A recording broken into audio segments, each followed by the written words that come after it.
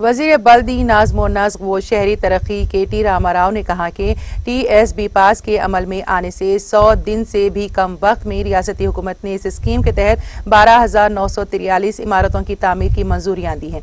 उन्होंने कहा कि ये स्कीम हुकूमत की जानिब से मंजूरा लेआउट्स के अमल को आसान बनाने और दरमियानी मदाखिलतों को कम करने के मकसद के साथ शुरू किया गया था।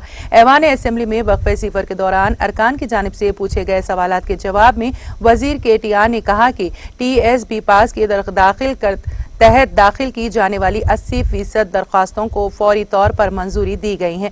ताहम 75 मुरब्बा गज तक के लिए तामीरी इजाजत की जरूरत नहीं है। दरख्वास्त गुजार ₹1 की अदायगी के साथ ऑनलाइन रजिस्ट्रेशन करवा सकते हैं। KTR ने कहा कि 10 मीटर से कम ऊंचाई वाले 600 मुरब्बा गज पर तामीर होने वाली इमारतों की फौरी मंजूरी दी जा रही है।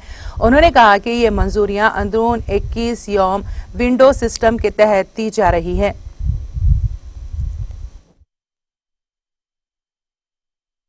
కృష్ణారావు గారు మాట్లాడుతూ ఈ KPHB సమస్యను ప్రస్తావించారు అధ్యక్ష. హౌసింగ్ బోర్డులో ఇల్లు కట్టినప్పటికీ ఆ ఇళ్లన్నీ కూడా ఇప్పటికే ఏలియనేట్ అయిపోయినాయి అధ్యక్ష. ఎవరెవరైతే కొనుక్కున్నారో వారి పేరుకి ట్రాన్స్ఫర్ చేయడం జరిగింది. కాబట్టి మరి తిరిగి కట్టుకోవడానికి ఫ్రీగా అనుమతి ఇవ్వాలని కోరారు. ఈ విషయాన్ని కొంత ప్రభుత్వం ఆలోచించాల్సి ఉంటుంది అధ్యక్ష. ఎందుకంటే పునర్నిర్మాణం అనేది ఎప్పుడు చేసినా కూడా ఎందుకంటే మళ్ళీ ఏ పద్ధతిలో కడతారు, భవన నిర్మాణ నిబంధనలకు అనుగుణంగా కడతారా లేదా అని చూసుకోవాల్సి ఉంటుంది. కాబట్టి తప్పకుండా అప్రూవల్ పెట్టాలి. కాకపోతే ఫ్రీగా ఏమని అడుగుతున్నారు, పరిశీలిస్తాం అధ్యక్ష.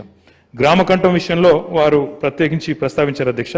ఈ గ్రామకంఠం భూముల విషయంలో కొన్ని ఇబ్బందులు ఉన్నాయన్నారు. వారు ఆ ఇబ్బందులు ఏమైనా ప్రత్యేకంగా మరి వారు నా దృష్టి కనుక తీసుకొచ్చినట్టయితే అవసరమైతే అధికారులను పిలిచి తప్పకుండా ఆ విషయంలో కూడా నేను వారి లేవనెత్తిన ప్రశ్నకి తప్పకుండా సమాధానం కనుక్కునే ప్రయత్నం చేస్తాను అధ్యక్ష.